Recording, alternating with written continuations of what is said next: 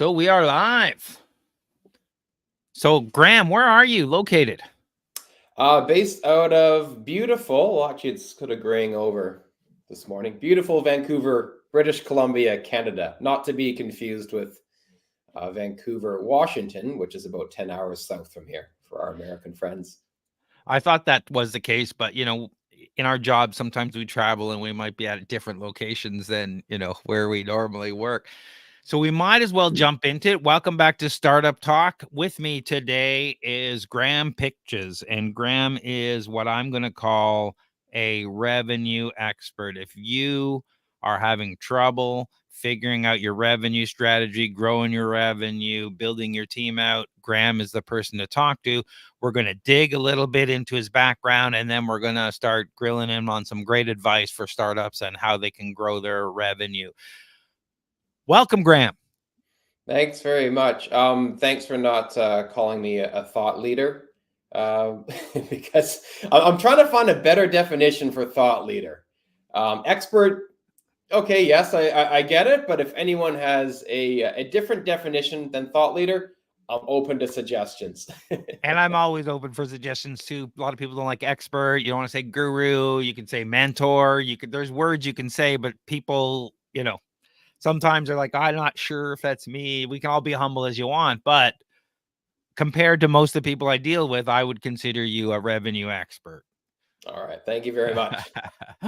So you've had an impressive international career from Australia to Singapore and Indonesia and now Vancouver.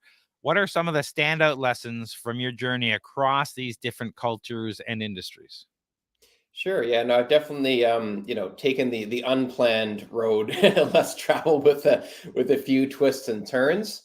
But I think, Craig, what I've been able to, take away from each country that I lived in has definitely kind of been important to kind of shape kind of my career path. So, in Australia, I think what I really took away from living and working there, with Australians is that they work incredibly hard when they are working, but when they are done their day, they are completely done their day. Right? They are incredibly focused and have that work ethic to get that work done during the day, but then they're able to switch off. And certainly out of the countries that I've lived in and whatnot, I think that definitely the Aussies are great at switching off and really valuing, let's call it work-life balance, but with a hyper focus on their productivity when they are in the office. So that was kind of the takeaway from living in Australia, was really, being able to shut off after work, but, have that focus when you are working. Singapore, I'm not sure if how familiar a lot of your users or a lot of your viewers may be. Singapore, it is a small, tiny country in Southeast Asia. They actually used to be part of Malaysia up until 1963, 64, and they broke away from Malaysia. And they didn't have anything. Didn't have any infrastructure, barely had an economy, didn't have any natural resources. So collectively, the Singaporeans developed this unbelievable work ethic. That was something that was kind of passed down to, I guess, now the third generation from the grandparents when they broke away. And so what I could have took away from living in Singapore was just that that relentless pursuit of excellence in your career and a real dedication to your craft, and certainly that work ethic that they display. And they had to, as a country, that kind of permeates down throughout the generations. Anyone who's lived in Singapore or has heard of the work culture in Singapore can definitely attest to that. Definitely that relentless work ethic that they have was something that I was able to very thankfully be a part of, and able to kind of take away after we moved away. When I moved to Indonesia, Jakarta, Indonesia, beautiful city. Depends what your definition of beautiful is, but very, very challenging to do business there. Whether it is a big election change in the government, right, and your contract gets postponed, even though you're not dealing with a government entity. Whether it's a big, massive flood that happens in the rainy season and you're an hour late for the meeting. What I really took away from there was that you can't control what you can't control.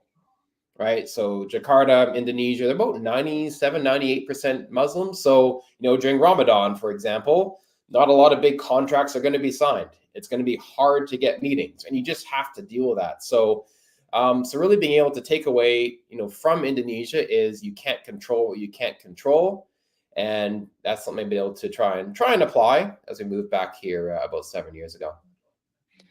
And how do you find it out in Vancouver? Oh, it's great. We're a small town here in Vancouver. We like to think we punch above our weight class, but I would probably tilt more to the beauty and the lifestyle here. Not a whole lot of large companies here, but you are seeing a few American companies, obviously Microsoft, Salesforce, Amazon, kind of establish some fairly large offices here as well too. But we're still fairly relatively small. But again, trying to sort of punch above our weight class when we can.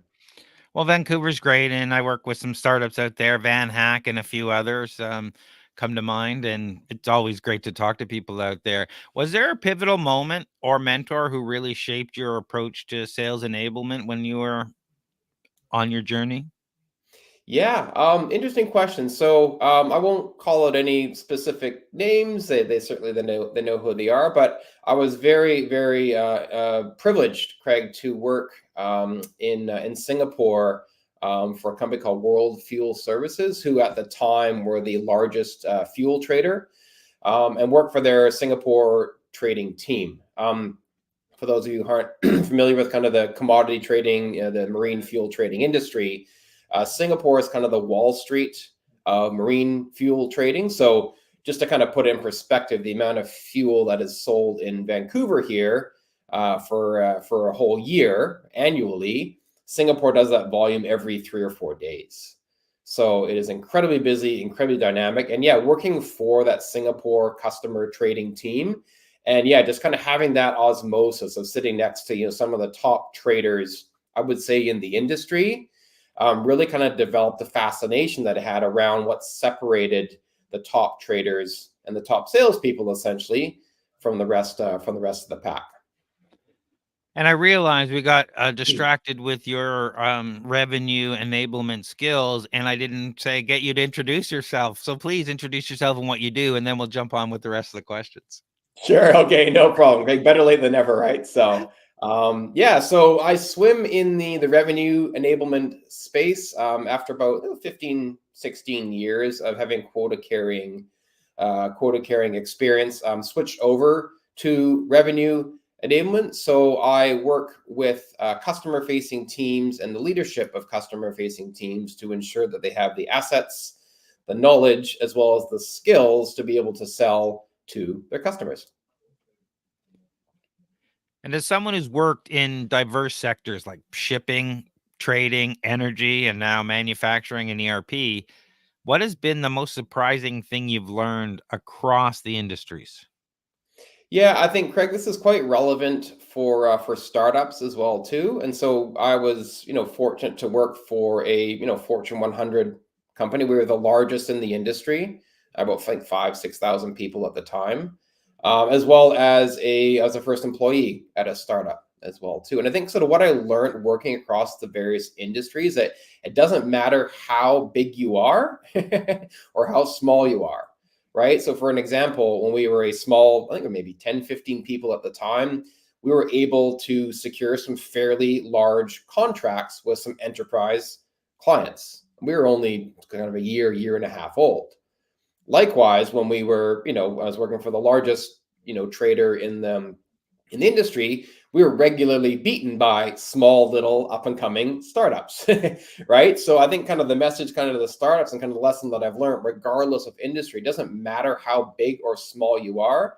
If you are on the smaller side, go nip at the large incumbents' heels, right? Keep them on their toes, because definitely if you can provide that value and clearly communicate how you are different than the competition, you'd be surprised at what you could land. And how do you think working across these different sectors has influenced your current role and approach to revenue enablement? Yeah, I think that, regardless of if it's, commodity trading where you don't have any features, or a manufacturing ERP where it is very features focused.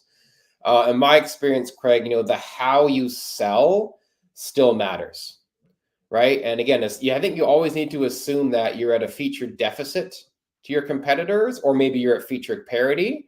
And so I've found that really, that how you sell should be a free sample of how you solve and be your unique selling point. Happy to give you an example if we have time, Craig. Of course.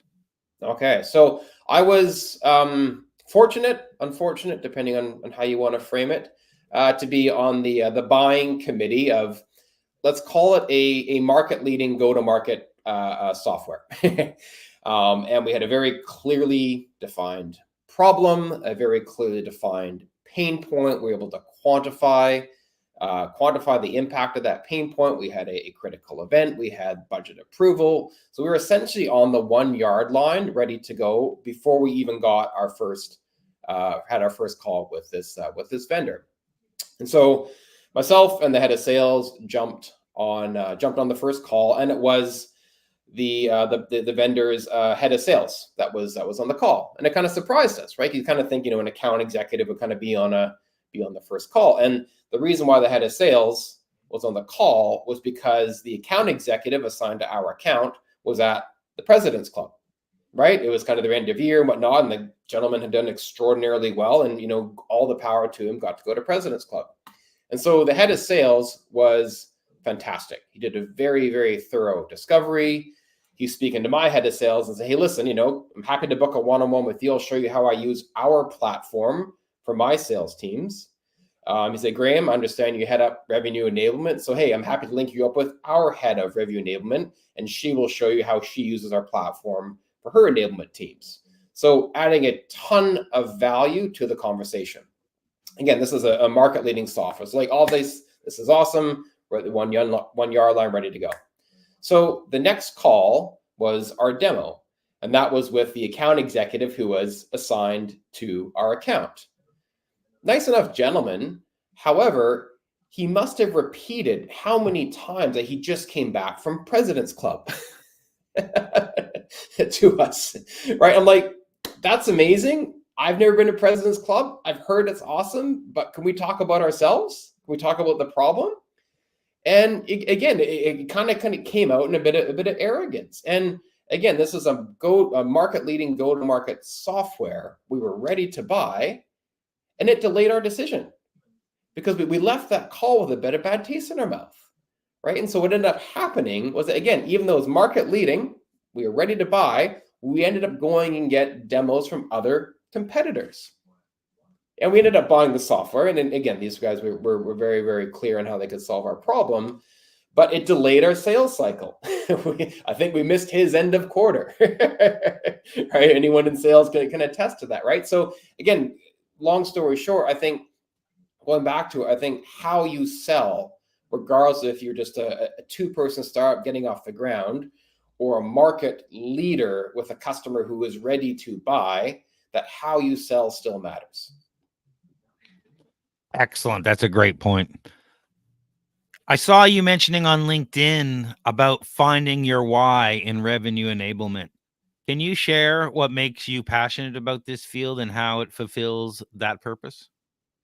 Yeah, sure. So I think, again, I was very privileged to work, with, I would say, some of the top salespeople in the industry when I was overseas. And I developed a bit of a healthy, unhealthy curiosity as to, what separated them, right, from the rest of the team, and myself included, because I was quota carrying, right? So I was always trying to take snippets and bits and pieces and sort of pick their brains as to, how they're able to achieve what they're able to achieve.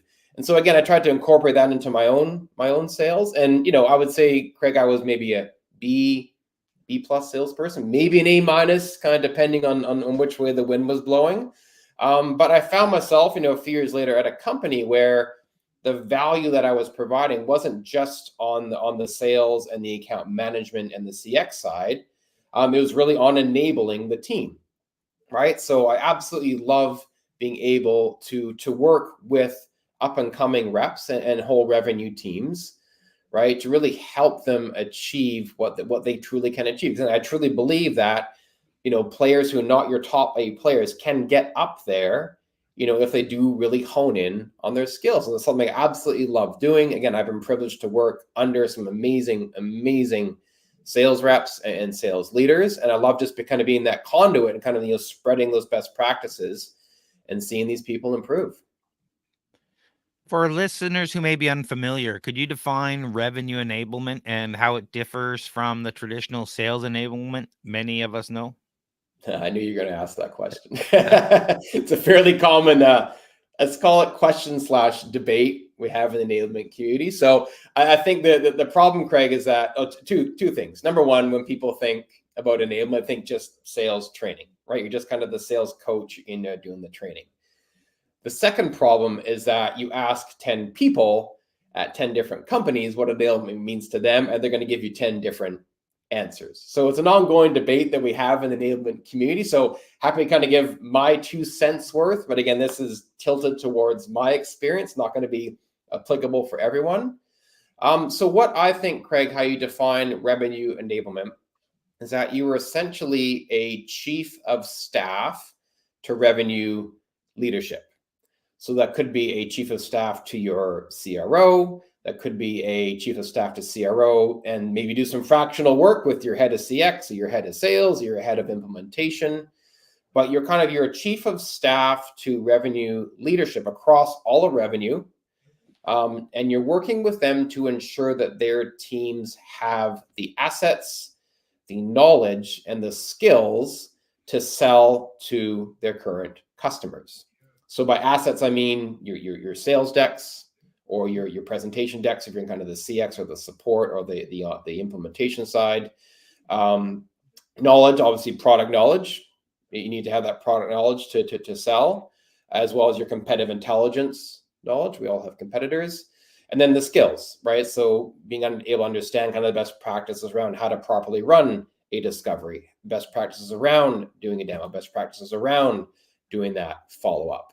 And so you want to make sure that you're enabling all your customer-facing teams to service and sell their current types of customers. But then you take a bit of a step back, and it's also very strategic. So again, you're working with the senior revenue leadership to say, okay, hey, we have everything now. Again, the knowledge, the skills, and the assets. But what about 2 or 3 quarters from now? Is there a big release that's coming out now? Is there a new product that's going to help move the needle? Is a new feature, right? Again, you're always trying to look a couple quarters ahead and then coming up with the training programs. And most importantly is the reinforcement of the initiatives that you are doing. Again, if I'm going to put out a 60-page sales deck, I want to make sure it's being used. Right? If we're going to have an objection handling framework, I want to make sure that's being utilized and get that feedback from the front line. So again, I think a lot of times enablement is thought of sales coaching. When you take a step back, it's really working with that revenue leadership to ensure that their teams have what they need in order to sell and service their customers.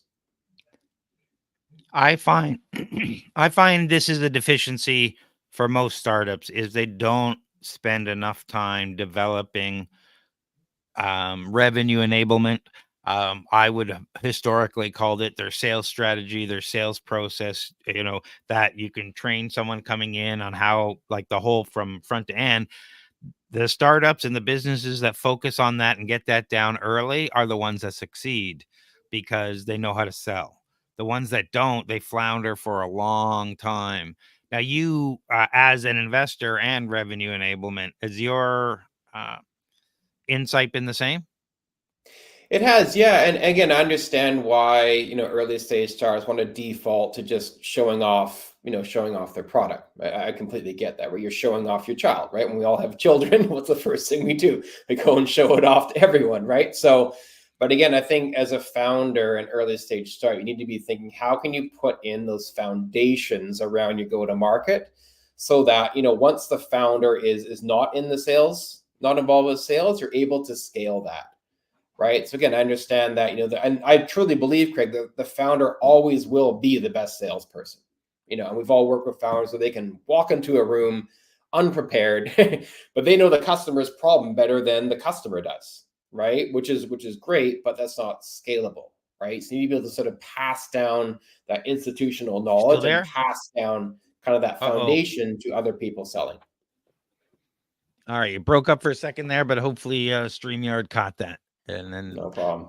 um, so with so many startups trying to optimize their sales, what are some of the enablement wrongs you commonly see, and how do you help business overcome them? Yeah, I think again the startups like to default to just popping wheelies with all the features they have in their product, right? Which I get, and that's kind of a natural sort of reaction, right? So I truly feel that if they put in kind of a sales framework or a foundation, and again that focus on how they sold and practicing how they sell, practicing their demos, practicing their discovery. If they're doing cold calling, practicing your cold calling, right? Then this becomes part of the culture, right? So you're not overly reliant on these great, obviously the features are important, but if you were to take those features away, right, you need to be able to go into a room or into a virtual discovery and be able to virtually whiteboard with a customer, right? Not even talking about your product. So again, I think being able to focus on kind of that how you sell early on definitely sets the tone and will pay dividends for a startup as they progress. It sounds like the Revenue Enablement Society has a fantastic community driven model. How has being part of this network influenced your work and kept you on the cutting edge? And, tell us about what the Revenue Enablement Society is. Yeah, so RES is a non-profit group of revenue enablers. I think there's maybe 4 or 5 thousand people that belong to it, and they run conferences. They have Slack channels. They run events as well too, and it's really community driven, like truly community driven. And I kind of stumbled upon them by accident, and certainly there's I think what I use them the most. There's a mentorship circle there as well too, so you can both mentor people, which I have, as well as be a mentee, right? And it's just this sharing of knowledge and best practices. Because a lot of times we're all struggling with, kind of the same challenges, right? We're all struggling with that reinforcement, right? We're all struggling with, how do we put in those best practices?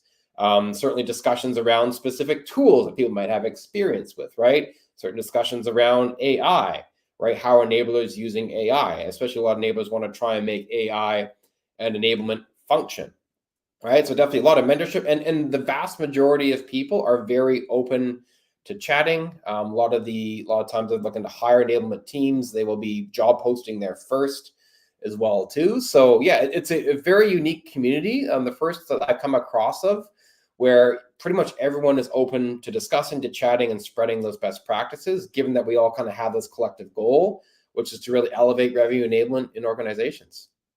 And who should join or consider joining?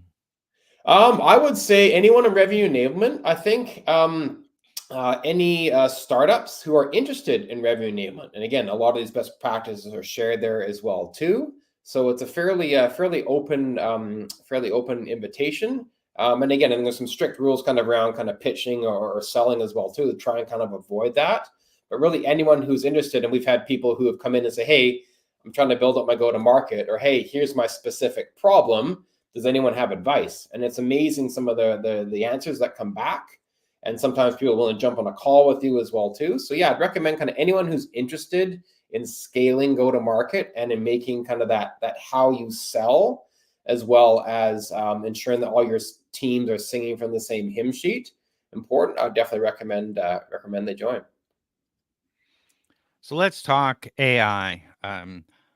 I've been on several sessions with marketers and salespeople, and every time I bring up the role of AI in marketing going forward, everyone kind of gets quiet. However, your LinkedIn mentions an obsession with prompt engineering and ChatGTP.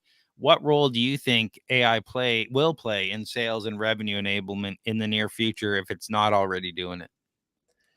Yeah, I think the important thing, I guess, to in my opinion, Craig, to note is that we're still in early days, right? And we're still trying to figure out the value that AI provides, right? And I think what the kind of the key is to try and pinpoint a couple use cases. And I guess kind of how we've done it previously is, to be quite crude, what sucks as a sales rep, right? So to try to pinpoint what sucks and how can you automate that with AI. And I think it's something that it initially is intimidating, both for enablement as well as the sales and revenue teams that you're enabling. So again, I think we're still in kind of that experimentation phase. It's been interesting to kind of see some of the stuff come out, but I still think it's very specific to your specific company or your scenario. And how can you kind of streamline stuff that really is tedious, especially for someone who is customer facing? I absolutely believe it's, 100% specific to you and your business and your offering and your clients and stuff. Are you using automation tools outside of, say, ChatGTP, like Make, Zapier, N8N, any of those? Yeah, so what we were actually able to do at my previous company was, again, kind of getting back to that what sucks theme, is, certainly as a sales rep, and I kind of obviously speak from personal experience here, is that what is hard is call prep, right? You just want to be able to jump into a call and, sort of shoot the breeze and do your demo and do your discovery. But the prep is tedious. So what we were actually able to do was create a custom version of Chat GPT, which is called a custom GPT. That essentially all of our reps, all they needed to do was type in the customer's website, in preparation for the upcoming call, and it would spit out a list of curated questions that took into context the customer's business, took into context the value that that our product or service was providing, and in kind of the sales framework they were asking our reps to try to adopt. So we're able to do that, and so again they were able to show up to calls, and this took 30 seconds to get. They were able to show up to calls with a list of these curated questions, and then we actually developed a prompt that we chucked into our call listening tool, which we used was Gong. And then any of those questions, if they were asked, the answers, we were able actually to get those and then push those using Zapier into HubSpot as a note, right? So what that did, that eliminated the need for our reps, again, getting back to what's tedious, is after the call, going through it, writing down the notes, right? So it was automatically pushed into HubSpot. And then when the customer signed up, our implementation team, all the notes were already there, right? So again, kind of this framework they were trying to get everyone to adopt, and it was automated using ChatGPT, using Gong, and using Zapier. And that's sounds amazing. I'm thinking along the lines of with the tools we have now, the one addition I would add potentially that workflow is real-time analysis of the transcript so that you can actually surface answers to objections based on your, objection sheet, handling sheet, whatever you database you use, because it's analyzing that your salesperson gets a chance to talk, and within a few seconds, the 3 or 4 answers or 10 that you to handle this objection pop up so they can pick the one they want and off they go. Yeah. So there's kind of that real time feedback. I know there definitely are some tools out there that are trying to solve that problem. But just to take it a step further, Craig, what we were able to do as well too was we're able to take that output, again the answers to those questions, and we were able to push those into a Slack channel, right? So then the head of sales now had kind of like a time delayed feed of all of the demos. And then Perfect. other Yeah. departments found out about this channel. So what started with 1 or 2 people on it ended up being kind of 30 because marketing wanted to see it. If there's any nuggets in there, the implementation team wanted to see it. If there's any intel in there, right? The partnerships team wanted to see it as well too. So again, I think it's take kind of that experimental mindset, going with a single use case, but then be open to kind of expanding that. And again, just asking that, hey, who else could this be useful for? We have this automation here, we're extracting stuff from our calls. What other departments can utilize that information? And that's a great way to go about it. I'm building new automations every day with some of these tools, and they're changing all the time. But like, if you're not thinking about automation in your business or have someone who's doing that, you're going to be falling behind within a year, if not sooner, just from you can be so much more productive and scale faster with some of the tools that you're implementing and the tools we're implementing to make these things, one, follow the process, but also, draft up. You've got your questions and everything ready to go. You can draft up sales letters, you can draft up 1,000 different things that all the salesperson just has to go in and edit and all that kind of stuff. And this stuff happens automatically based on your sales calls, based on because you can take that transcript and ChatGTP and some of these automation tools and say, okay, based on here's our offerings and here's what was discussed and here's this and here's what we'd recommend as, and build that out and push it out and be ready. Like things you can get off the phone and have these proposals ready in a minute versus hours, right? Yeah, yeah, that's the thing. I think too, another use case that we did use was that because we had the Slack channel with all these summaries, we were curious around like who was actually showing up to our calls, what type of personas were showing up to our calls. So what I actually ended up doing was cutting and pasting. It was maybe like 5 minutes scrolling up, copying, which I had to do twice because I messed up, as you do when you spend the amount of time, right? And then I took all that and then chuck that into Chat GPT. And so give me the top 10 roles or top 10 personas of people that showed up to our calls, right? Then we're able to use that, right? Whereas if I was having to go through all those calls and listen, or get someone's opinion, say, hey, listen, the executives most of the time they're showing up to our calls, right? So kind of be able to take that data driven approach, and I think that's very, very important. And again, it's kind of interesting how you need to experiment with these things, but they do kind of morph into these multiple use cases. So I guess kind of my advice to people is at least try, experiment. You're going to need to dedicate some time to it, but give it a shot and you'll be amazed what can come out the other side. Yeah, and you can do so much with these things now, even if you just start with a tool like Claude or ChatGTP or one of these just to help you through things. But once you actually start getting efficient at it, you can really build these workflows that save you hours and hours. Yeah, So, certainly. what advice would you give founders looking to create a revenue team that sings from the same hymn sheet, as it were, especially in smaller organizations where resources are tight? Yeah, good question. So I think, and there's no shortage of sales frameworks or methodologies out there, but look to establish a sales framework or a methodology early on. The one that I've come across that I've seen work, again, that's just my own personal opinion, is by a company called Winning by Design.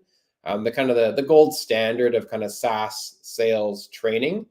And so they have what's called the SPICED framework, which stands for situation, pain, impact, critical event, and decision. So fairly simple, right? And so again, implement something like that where, again, you're doing these whiteboarding exercises early on with your teams. This is okay. Now, what are the typical situations our customers are in? What are their pain points? What are the impacts, right? And it was interesting. I was at a startup last week, working with them, and we kind of went through, and they've just launched their product. And it was interesting because when we got to the critical event point in the whiteboarding session, they're like, "Oh, we don't actually know what critical events our customers have that drive them to use our product or to choose our product." And so it was a great kind of insight.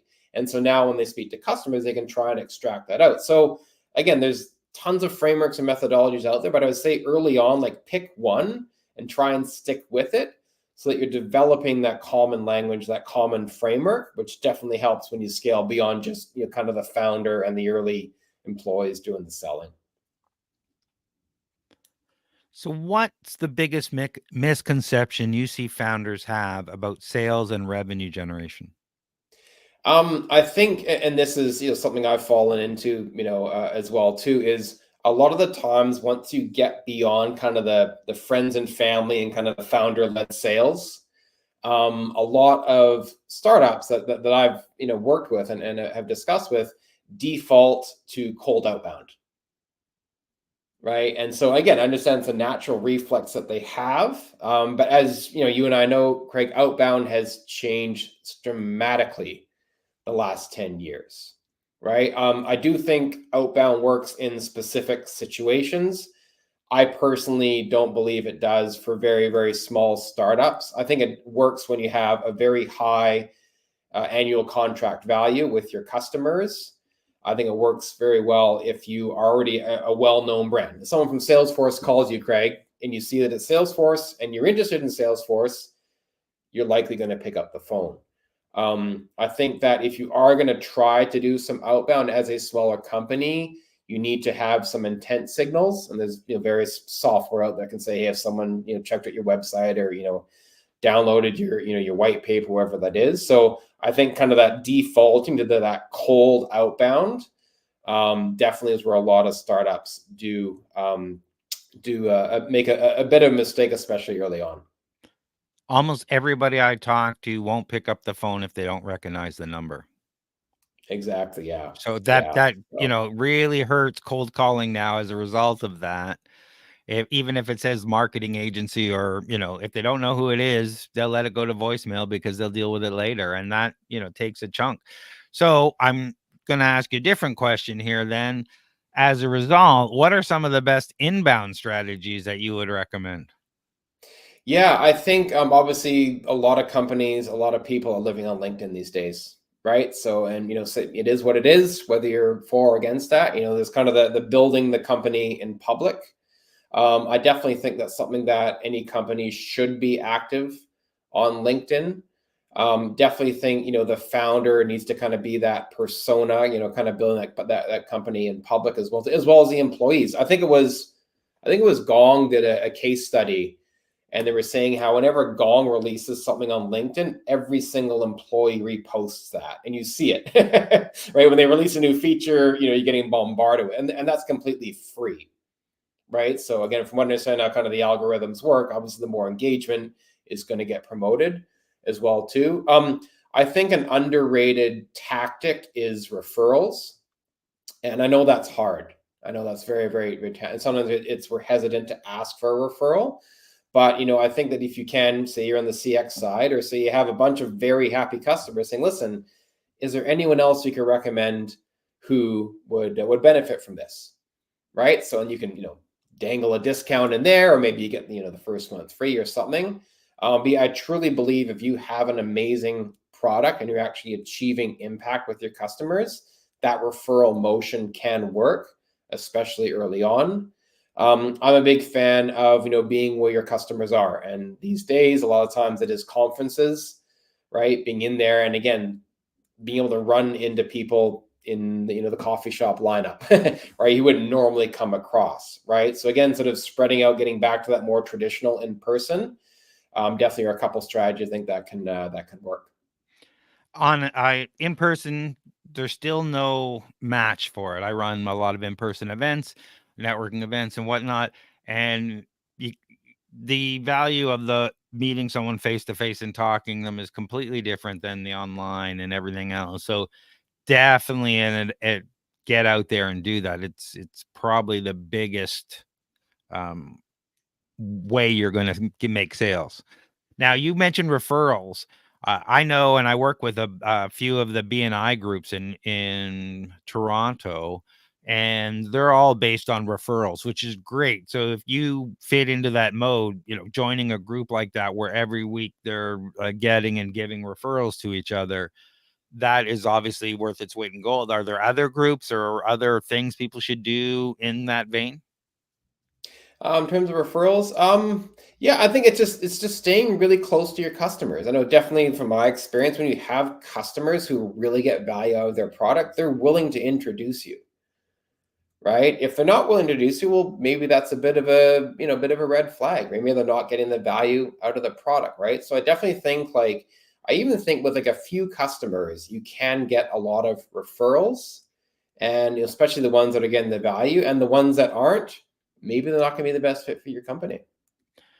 Yeah, and if you're just starting out, sometimes you want those referrals, you want that testimonial. Sometimes you'll have to do something out of the ordinary, do it for free, do it for trade, do it. I'm doing something right now with a couple of co-founders, and we're doing a co-founder prenup. And I said, you know what? I'm going to reach out to this lawyer I know and say, hey, will you look at this and kind of make sure we're on the right track and all that stuff? And in return, we're going to do X, Y, and Z for you for free. Um, and hopefully that'll work out well because we'll get a customer slash testimonial referral plus some free legal work, and it's win-win all around. So it's just being creative sometimes, especially when you're starting out. Yeah, I think too, like maybe taking a bit of a step back, really, really honing in on your ICP or your ideal customer profile. right? I think that's where a lot of startups are, and I understand why. You're obviously trying to get funding, right? You're trying to get customers, right? So, hey, our ICP is here, right? Maybe we'll just kind of move over here because we might be able to get some services work in the interim, or some consultant work in the interim. So again, I think if you are providing good value to a very specific ideal customer profile, right, you can speak very intelligently to the industry and the problems that they're having. I think that definitely helps your referral motion, because again, we've all done that broken telephone, right? Someone's trying to refer you and they can't actually articulate the value that you provide, right? So again, if you really hone in on that ideal customer profile, make it very easy for that person referring you to clearly articulate the value that they're getting out of your product or service, and that's definitely gonna help your motion. Yeah, and I agree. Definitely stay in your lane. In my scenario, we would be staying in our lane for what we're doing. I wouldn't be, going to, hey, a grocery store and let me do this for you, but I'm looking for lawyer clients or what have you. It doesn't make sense. So yeah, you got to stay in your lane and understand the target market, and it gives you a chance to test the target market, because maybe it's not what you think. And I've seen recently, especially, there are schools of thought that says you shouldn't be laser focused on your ideal client, ICP, super early, because you really don't know. So you need to be a little bit more generic, and then as you progress, you kind of narrow it down, because you get those signals that we were talking about earlier. Yeah, I think another thing to add as well too, an idea that just came up, and I think Salesforce does this very well, is they celebrate those customer use cases or those customer case studies, but with the focus on the actual customer, the actual person, right? They don't make it about the company the person is working for. They make it about that person. So again, if I was a startup and I had a great use case from my ICP, I would put something up on social around that person and what they were able to achieve. And that could be a LinkedIn post, that could be a podcast you're doing with them, that could be a short YouTube snippet, right? Again, kind of all these things that are relatively inexpensive, but again, focusing on that person, because then potential customers that research the company say, hey, that person reminds me of me, right? That person is a production manager at a cement manufacturer. That person is a head of sales at a 50-person sales org, right? So again, I think really honing in on that ICP, make it about that person as opposed to their company, can definitely help you relate a bit more to prospective customers. Yeah, and that's a very good point. A lot of things I focus on when talking to startups, because most of them don't know what they're selling, and I focus on the transition principle. You're selling, point A to point B most of the time, so that's a great example. Focus on the person. This is what it was like before, and this is, what it's like now. Look at me saving hours of time, or life is great now. Because then you're going to have a champion for life, right? That person is now a lot more in public. They're on the podcast, right? So, I think it's, yeah, very, very important. I think very few people would turn down the opportunity to be publicly acknowledged with a company, especially if they're ambitious and up and coming. So, And don't forget to ask, right? You don't get testimonials, you don't get these things unless you ask people, and you always got to follow up. It's funny, I had this one thing for my growth hacking course, that I don't teach anymore, but I used to.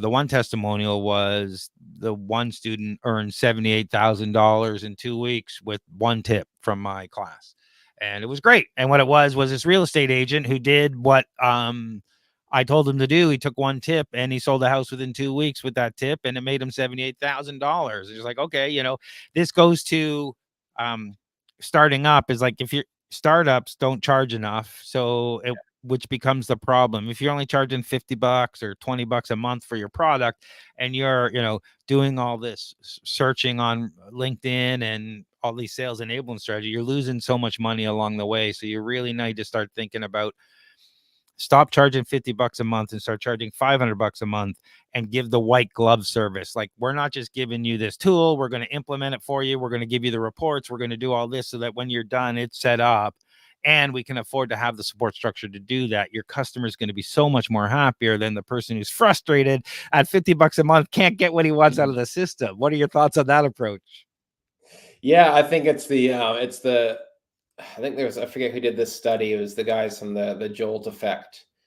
around not FOMO, but FOMO. So, what prevents a lot of customers from buying is that FOMO, that fear of messing up. So, to your point, where especially early on, you're kind of an unproven startup, right? But if you can again give that white glove service, de-risk the deal for the decision maker, right? Again, that could be extra support, that could be going on site, that could be, hey, you can call me anytime, you're an early customer, right? I think definitely helps them make that buying decision. Absolutely. All right, we really deviated from these questions, which is great because I love the conversation we're having. What do you see as some of the most important metrics founders should focus on when building and scaling revenue? Yeah, I think again, getting back to putting in a foundation, at least have some common metrics that you refer to. Sort of, I've heard of a best practice is less data, but more often, right? And again, there's you can get into the weeds around SaaS sales metrics or sales metrics, but I think especially early on, you need to kind of look at two things. So, are you giving your team, that could be the founder, or that could be if you have just a couple people in the sales team, are you giving them enough opportunities to hit the target number that you need? And out of those opportunities, are they converting them? Right. So I guess the two metrics that I would look at would be, again, qualified opportunities, again, customers who you've had that initial discovery call with, who you think could be a good fit. And then out of those qualified opportunities, how are you converting those? Right. What's the conversion rate? Right. So I think especially as well too, and it's hard as a startup, but as you scale, I think really looking at that length of that sales cycle, especially if you are, bootstrapped or maybe have the time at a funding, obviously, cash is king, right? So be able to kind of forecast out and having a good idea of what your sales cycle is, I think is something that's very, very important. So again, are you giving your team, your company enough opportunities, to hit that revenue target? And out of those opportunities, are they converting those? And what that conversion rate is. I think you kind of just focus on those two metrics at the start, right? Again, less data, but more often, then I think that can definitely help you out early on. In the age of AI and automation, where do you think human salespeople add the most value, and how can business owners leverage this balance effectively? Yeah, well, I think I gave the story example of that market leading AI software, right? So again, I think you can automate a lot of what is tedious, right? So your call prep, extracting your call data into your CRM, your follow up emails, your sequences. But I do think in the age of AI, still like how you sell, should be your strategic advantage, right? Assuming everyone else has all the data, they have all the knowledge, right? It's that how you sell, and I give that specific example as well too. So I would say use AI to be able to automate, a lot of what is tedious. But then that's a great opportunity for you to show your selling skills when you're actually presenting to that person virtually or meeting them in person as well too. So I think that how you sell should be a free sample of how you solve. And people in the end buy from people, That's the end of the day. Yes. right? Like, Yes. it's great if you have these AI tools, but who's am I going to call? Who's talking to me at the other end? Do I like this person, or do they understand my business? Those are the types of things that people are looking at, and do I trust them? Yeah, I went to a startup pitch event a while ago, and there actually was a company that their product was, um, you could choose if you wanted a demo with a person or a demo with an AI. And they were developed product with an AI. And the very first question AI asked was, "How are you doing today? Where are you located? Tell me about your business." Which are like the three things you don't want to say as a sales rep. You want to know where they're located, Yeah. right? You want to know, we have some facts about their business. So again, I still believe people buy from people, and that is going to be even more important in this age of AI. Yeah, and so since we're talking about AI, I might as well ask, because people have been bugging me about inbound and outbound voice agents, and where do you feel they're going to be fitting into some of this from a sales enablement process? Um, yeah, it's interesting. So, a company I was previously with, one of the executives I was talking to, they were at a board meeting with a bunch of the the VC investors that funded the company. Um, and she was obviously these board members and VCs have investments in all these outbound, automated SDR functions, right? And she was saying it was kind of very, very hot topic that none of these investments have really added any value. So I don't know a whole bunch about the subject, but again, I think kind of that automation around that outbound, I could see for email sequencing, right? But I think in terms of like actually cold outbounding or like replicating human voice, I think we're still quite early days. So again, I still believe that people buy from people, and really use AI to automate what is challenging. But again, I think that communication when you're talking to someone should be through a human. I agree 100%. And I think if you're going to get AI involved, at least from a voice point of view, make it clear. The things I would think of, and this is what I'm thinking about automating, is I'm at an event, I meet a bunch of people, either I take a picture or whatever, I connect with them. I will have that automatically picked up by my agent. It'll go out, do a little research, and then call the person and say, hey, um, I am Craig's AI assistant. I'd love to book a follow-up meeting with you, blah, blah, blah, blah, blah. You're not actually trying to sell. You're just, and people will be like, okay, cool. Especially when, I deal with automation and whatnot. So it's kind of oh, that's interesting versus I'm here to sell you, your features. You just take away that tedious task where I'm automatically following up with these people I met with an email, with a phone call, with a request for a meeting, so that I don't personally have to do every little bit of that. Yeah, well, again, they've met you first, right? They Yeah, know who you are. You're not just a absolutely. random Craig who they met at a conference. But that's one of the things I find people are saying, follow up, follow up, follow up. But when you go to a networking event, follow up is what people don't do. And these are kinds of tools we can say, all right, let's do our best to automate that or put that into a spreadsheet or do something where it's so much easier for the people to follow up with the people you met now, versus you're sifting through all these cards and what conversation did I have with this person. So there's things you can do that actually help the person and let the salesperson do the sales and be the human in the equation. Yeah. Let's jump to, oh, we got a little bit of time. The topic of scaling is huge for our audience. What do you recommend for founders trying to expand their revenue operations from local to international markets? Yeah, I've seen this work, and I've seen it hadn't haven't work as well too. I think it really depends where you are going local. So I think if you are, I think that the easiest way to do that is through a local partner, right? And that's someone who may be selling kind of adjacent, software adjacent to yours as well too. So, but I think the challenge there is what's in it for them, right? What's in it for that local partner? Is it actually a chance for them to be kind of, that first partner for an up and coming product or service? And that's great. If you're just a generic software and there's already tons of competition and there's no real differentiation, there's probably not going to be a whole lot there. So definitely partnerships, but again, you have to have, and I think that the best partnerships that I've seen work where it's very, very clear, where that partner's kind of scope is, right, versus your scope.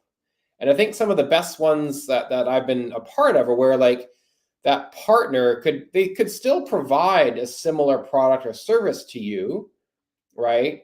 But it's not worth their while, right? So again, and then that's very, very clear, and you have that open conversation. There might be examples where they need to use their product or service, right, instead of recommending it to you, and that's just fine, right? Because again, maybe that's not your niche. So I think you need to make it very, very clear, what is in it for that partner and where you fit and where you don't fit, and have that open conversation.